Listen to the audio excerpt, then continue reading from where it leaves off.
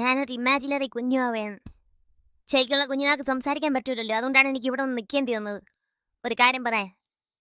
Issue വേറൊന്നുമില്ല. ഇത് ഇത് ബ്യൂട്ടിഫുൾ ആണെന്ന് നിങ്ങളുടെ ആര് പറഞ്ഞത്? ആരാ നിങ്ങൾക്ക് ഈ ഐഡിയ ഒക്കെ പറഞ്ഞു തരുന്നത്?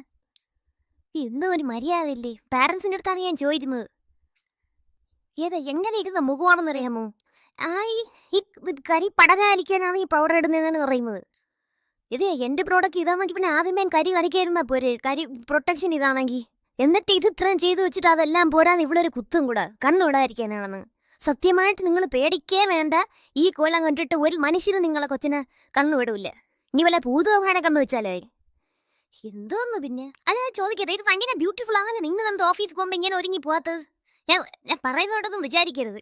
ഇവനെങ്ങനെ ചെയ്യുന്നതിന്റെ കാലം കൊച്ചുങ്ങളെ കുളിപ്പിച്ച് എടുത്ത് തോർത്തി എടുത്തിട്ട് ചെവിക്കല്ലും ഒക്കെ 2 അടി അടിക്കുന്നതാണ് നല്ലത്. അതിൽ ഇത്ര വിഷമമില്ല. ഒരു മര്യാദ വേണ്ടേ? കോഞ്ചിറങ്ങില്ല പള്ളിയിലമ്മ തോറ്റു.